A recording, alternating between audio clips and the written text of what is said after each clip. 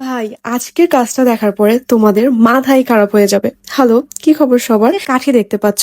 এইটা কখনো আমরা চুলে দেই, কখনো খাবার খাই, কিন্তু আজকে যা দেখাবো তা টোটালি তোমাদের লাইফ চেঞ্জ করে দিবে। এর জন্য প্রথমে নিয়ে নিচ্ছি কাগজের বোর্ড, যেটা আমার প্রত্যেকটা কাজে থাকতেই হবে। একটা হাফ প্লেট নিয়ে ওইটার সাইজ মতো দুইটা সার্কেল কাট আউট করে নিতে হবে। একটা কথা বলি, আমার কিন্তু আড়ঙের জুয়েলারি খুবই ভালো লাগে। আমি যখনই যাই অনেক জুয়েলারি কিনে নিয়ে আসি। কিনে হয়টা কি বলো, বক্স করে তো ভিতরেই রেখে দেই, ইউজ তো করতে পারি না। মানে মনেই তো থাকে না কখন কোনটা পরবো। এর জন্য ভাবলাম আমার এমন একটা অর্গানাইজার দরকার, যেটা দেখতেও সুন্দর হবে আর আমার রেগুলার পরার জিনিস সব আমার চোখের সামনে থাকবে। যে কালো কাপড়টা দেখতে পাচ্ছ, এটা কিন্তু একটু হ্যাভি টাইপের ম্যাটেরিয়াল। বিশ্বাস করবো না, আমার মাত্র 50 টাকার কাপড় লেগেছে এই কাজের জন্য। এখন বলো তো, এই সার্কেল গুলো আমি কেন কাটছি?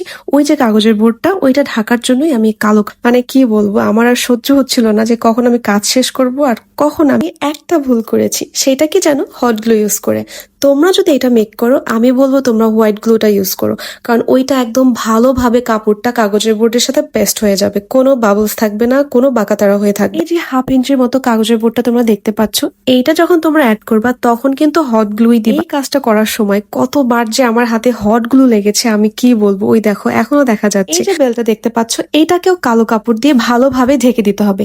আর আমি যেইভাবে দেখাচ্ছি ঠিক সেম ওয়েতেই তোমরা কালো কাপড়টা পেস্ট করবা, আদারওয়াইজ কিন্তু পেস্টিংটা ভালো হবে না, দেখতে ভালো আসবে না। ব্যাম্বু স্টিক গুলো দেখতে পাচ্ছ, এইটা পুরা প্যাকেট আমি কিনেছিলাম 150 টাকা করে। প্যাকেট থেকে মাত্র 9টা স্টিকে আমার লেগেছে। দ্যাট মিনস তুমি যদি টাকা হিসাব করো, মেবি এখানে 15-20 টাকা 30 টাকা হইতে পারে। একটা ব্যাম্বু স্টিক নিয়ে গ্লুগান দিয়ে আমি ঠিক এইভাবে ফিক্স করে দিয়েছি।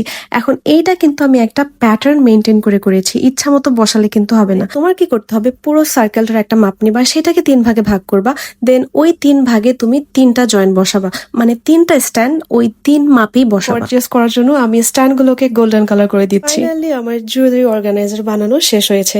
এখন তোমরা দেখো, এটাকে আমি 2 ভাবে সাজিয়েছি। মাল্টিপারপাস ইউজ করতে পারবা, ডাইনিং টেবিল বলো, কিচেন বলো, সব জায়গায় রাখলে এটা খুব সুন্দর লাগবে। জলদি কমেন্ট করে বলো তোমাদের কাছে আজকের আইডিয়াটা কেমন লেগেছে।